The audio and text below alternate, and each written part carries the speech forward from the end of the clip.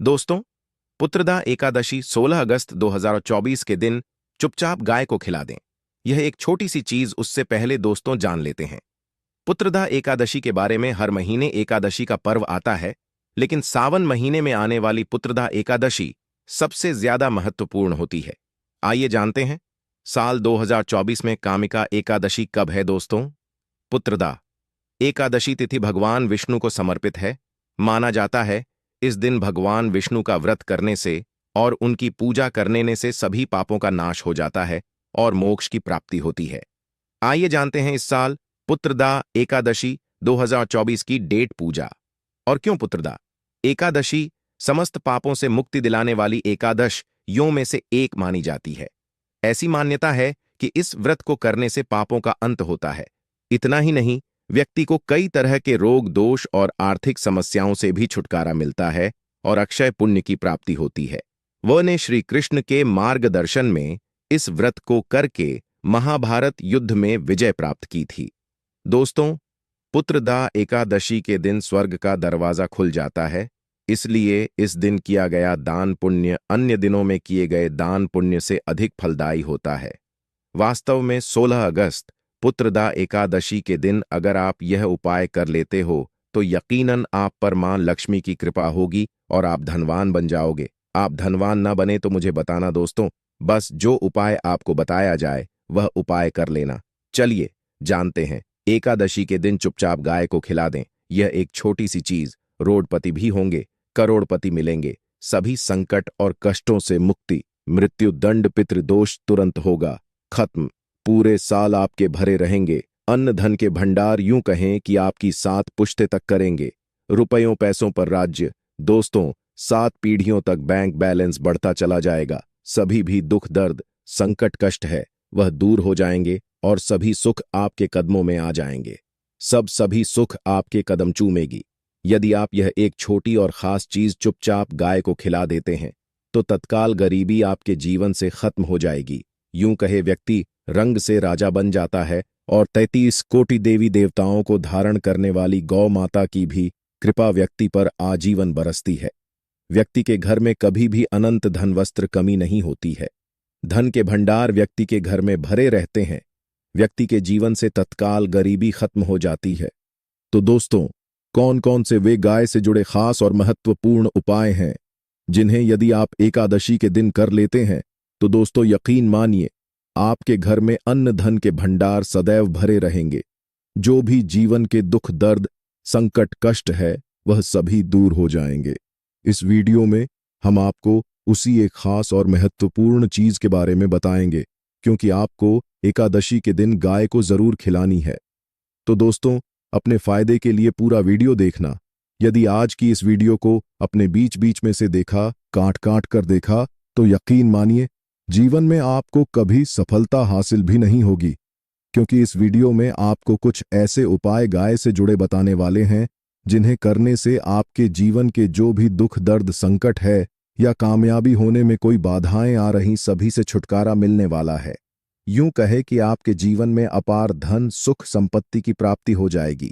कभी भी धन से संबंधित परेशानी नहीं रहेगी। आर्थिक स्थिति आपकी प्रबल हो जाएगी। धन प्राप्ति के योग्य बन जाएंगे और जीवन में सदैव अनंत धन के भंडार आपके घर में भरे रहेंगे। अनंत धन वस्त्र कभी कमी नहीं होगी आपके घर में। तो दोस्तों, आज का वीडियो पूरा देख कर जाना।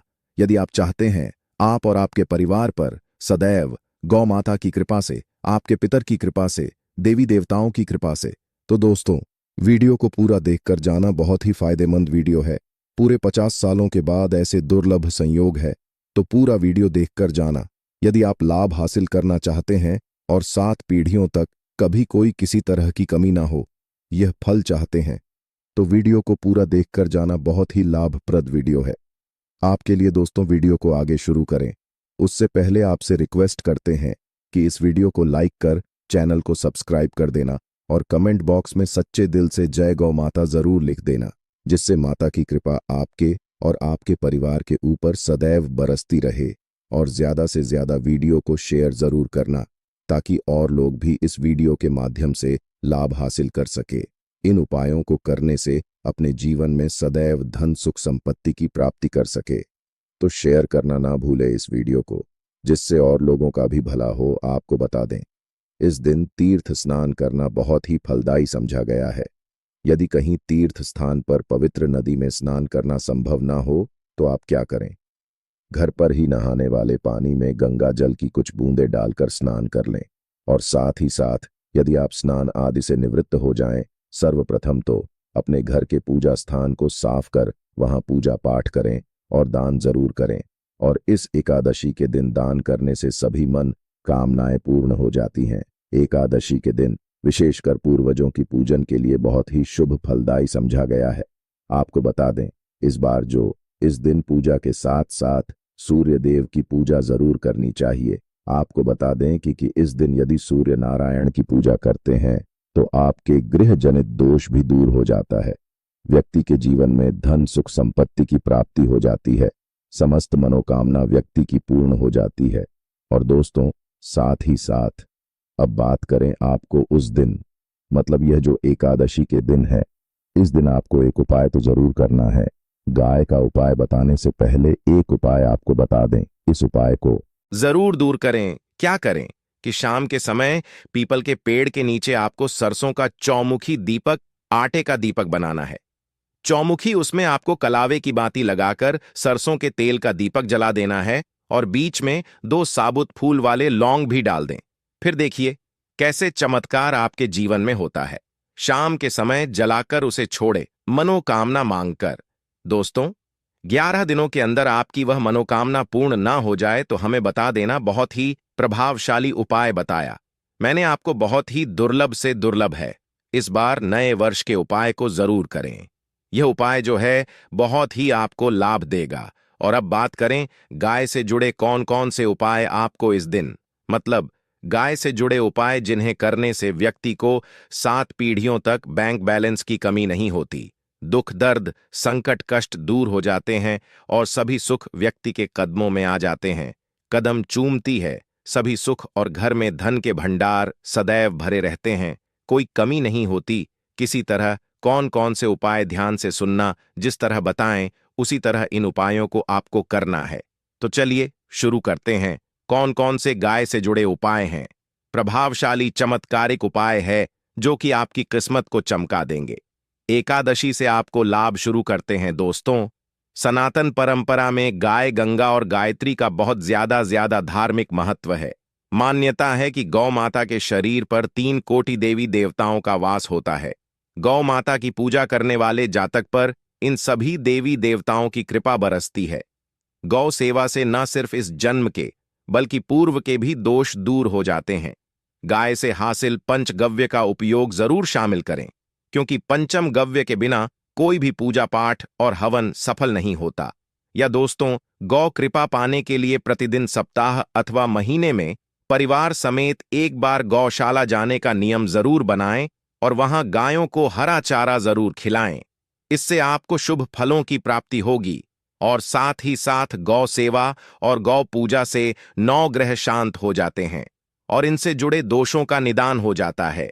गर्मियों में गौ माता को पानी पिलाएं और सर्दी में गौ माता को गुड़ जरूर खिलाएं। ध्यान रखें कि गर्मियों में गाय को गुधिया। अनेक देवी देवता को अपने ने शरीर पर धारण करने वाली गौ माता से जुड़े कई शुभ और अशुभ संकेत भी होते हैं। मसलन गाय का दूध धोते समय यदि गाय ठोकर मार दे और सारा दूध बिखर जाए तो अब शगुन होता है। यदि कोई यात्रा पर निकल रहा हो और गाय अपने बछड़े को दूध पिलाती सामने आ जाए तो निश्चित रूप से जिस यात्रा के लिए आप निकले हैं वह यात्रा आप जरूर ही सफल होगी और वह जिसके लिए आप निकले हैं वह जरूर ही पूर्ण होगा। यात्रा पर जाते समय बाईं ओर गाय की आवाज आना और रात्रि में गाय की होख करना भी शुभ होता है। दोस्तों, साथ ही करना भी शुभ होता है। दोस्तों, साथ ही साथ गाय के साथ आप भूल कर भी दुराचार ना करें, अन्यथा मिलता है घोर पाप और जीवन भर की परेशानियां बनी रहती हैं। जी हां दोस्तों, गाय को राष्ट्रीय पशु बनाए जाने और इन्हें मौलिक अधिकार दिए जाने की बात हो रही है। तो सवाल उठता है, गाय संस्कृति का अहम हिस्सा है, तब भी गाय के साथ लोग खराब व्यवहार कैसे कर लेते हैं? गाय दर दर भटकती रहती है, भरपेट इन्हें चारा तक लोग नहीं देते। गाय जब तक दूध देती रहती है तो उनकी सेवा होती है और जैसे ही दूध देना बंद कर देती है तो लोग इन्हें उनकी किस्मत पर छोड़ देते हैं, सड़कों पर और गलियों में भटकने के लिए। ऐसे में गोवंश जीवों को कोई डंडे मारता है तो कोई पानी डाल देता है, कभी वाहनों की चपेट में आ जाती है तो कभी बीमार होकर बेचारी यह गाय दम तोड़ देती है। ऐसे में जरूरत है इन बातों को जानने की, गाय को लेकर शास्त्रों में क्या कहा गया है, गाय के साथ आपको कैसा व्यवहार करना चाहिए। दोस्तों, गाय को कभी भी मारना पीटना नहीं चाहिए। शास्त्रों में गाय को माता का दर्जा दिया गया है। गाय को मारने वाला माता को मारने पीटने वाले के समान पाप का भागीदार समझा जाता है। नरक लोक में वर्षों तक कष्ट भोगना पड़ता है। अगले जन्म पशु योनि में मिलता है। कथा है कि गौतम मुनि ने गलती से गाय को डा मार दिया था, जिससे गाय की मृत्यु हो गई थी और इस पाप से मुक्ति के लिए इन्हें वर्षों तक तपस्या करनी पड़ी। भगवान श्री कृष्ण जी ने बैल स्वरूप में आए वृद्धाश्रम का वध कर दिया था, जिससे मुक्ति के लिए भगवान श्री कृष्ण को संपूर्ण तीर्थों को एक कुंड में बुलाना पड़ा और इस कुंड में स्नान से वह पाप मुक्त हो गए थे। दोस्तों, साथ ही साथ पानी पी रही गाय को भगाते हैं। वे घोर पाप के भागी बनकर नरक भोगते हैं, ऐसा पुराणों में बताया गया है। जबकि जो लोग गाय के लिए प्याऊ और चार बनवाते वह माह भाग्यवान होते हैं। ऐसे लोग घोर पाप से मुक्त होकर स्वर्ग पा जाते हैं और बड़े ही धनवान कुल में जन्म लेकर सुख भोगते हैं। और साथ ही साथ आराम कर रही गाय को कष्ट देकर कभी भी उठाना नहीं चाहिए। कहते हैं कि जिस स्थान पर गाय बैठी है वहां से नकारात्मक ऊर्जा खत्म हो जाती है। गाय के बैठने की जगह को जो लोग नियमित साफ रखते हैं वह जन्म में किए गए जाने अनजाने में पापों से मुक्ति हो जाती है और गोलोलोक में स्थान पाते हैं। गाय को डंडा मार कर उठाना, पानी डालकर उठाने से मनुष्य पाप का भागी बनता है और अगले जन्म में उसे दर दर भटकना पड़ता है। और साथ ही साथ शास्त्रों में बताया गया है कि गाय का दूध उसके बछड़े के लिए होता है। गाय के बछड़े से बचा हुआ दूध ही मनुष्य को लेना चाहिए। परंतु कुछ लोग एक बार गाय को दूध लेने बाद फिर से बछड़े के लिए बचा हुआ दूध भी धो लेते हैं। ऐसा करना घोर पाप कहाँ जाता है। ऐसे दूध को धोने वाला और ग्रहण करने वाला दोनों ही पाप के भागी बन जाते हैं। दोस्तों, साथ ही साथ शास्त्रों में कहा गया है कि गोवंश मतलब गाय और बैल के पीठ पर नहीं बैठना चाहिए। इनकी पीठ पर बैठने से महापाप लगता है। ऐसे लोगों को नरक की यातना भोगनी पड़ती है। एकमात्र देव के अंश के उत्पन्न नंदी ही गोवंश है, जिस पर स्वयं महादेव और महादेवी सवारी करती हैं।